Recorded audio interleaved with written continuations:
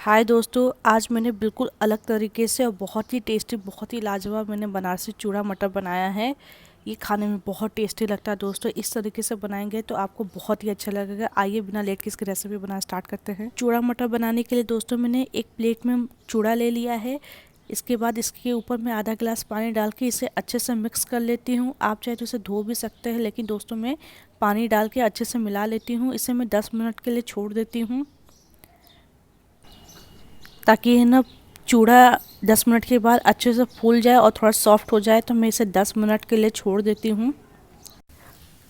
10 minute हो गया दोस्तों, पोहा अच्छे से फूल गया है। आइए मटर चूड़ा बनाना स्टार्ट करते हैं। सबसे पहले मैंने गैस पे कढ़ाई बिठा दिया है। कढ़ाई गर्म हो गया है। मैं यहाँ पर तेल डाल देती हूँ। तेल को मैं अच्छे से गर्म कर लेती हूँ।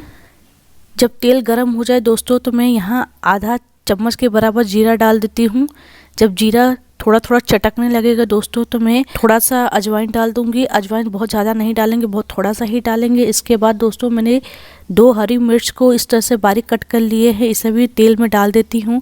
इसके बाद दोस्तों मैंने यहाँ अदरक को कद्दूकस कर लिए हैं, इसे भी मैं डाल देती हूँ। जब ये थोड़ा थोड़ा पकने लगेगा दोस्तों, तो मैंने यहाँ मटर के दाने लिए हैं, यहाँ मैं मटर को डाल देती हूँ। मटर को दोस्तों मीडियम फ्लेम पे करीबन 2 मिनट तक मैं अच्छे से पका लूँगी।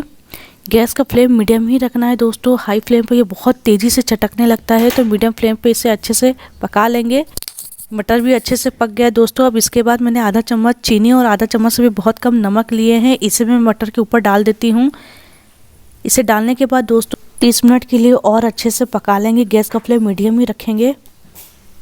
इसके बाद दोस्तों ये जो पोहे मैंने भिगोए थे, इसको मैं मटर के ऊपर डाल दूँगी। डालने के बाद मैं इसे अच्छे से चला लेती हूँ। चलाने के बाद दोस्तों मैं इसके ऊपर कटा हुआ धनिया डाल दूंगी। कटा हुआ धनिया डालने के बाद दोस्तों मैं इसे अच्छे से चला लेती हूँ। गैस का फ्लेम मीडियम करके दोस्तों मैं 2 मिनट के लिए पोहे को अच्छे से है ना पका लूँगी। गैस का फ्लेम मीडियम ही रखेंगे दोस्तों। तो मैं इसे 2 मिनट के लिए छोड़ देती हूँ, ताकि पोहे अच्छे से पक जाए। 2 मिनट हो गया है, चूड़ा मटर अच्छे से पक गया दोस्तों। मैं इसे एक प्लेट में निकाल लेती हूँ। चूड़ा मटर को मैंने एक प्लेट में निकाल लिया है। इसके ऊपर थोड़ा सा मैंने हरा धनिया डाल दिया है। ये देखिए दोस्तों कितना इसे बनाना आसान है। आई होप ये वीडियो आपको बहुत पसंद आई होगी। वीडियो कैसा लगा ज़रूर बताइएगा। वीडियो को लाइक एंड सब्सक्राइब करना बिल्कुल ना भूलिएगा। Thank you so much.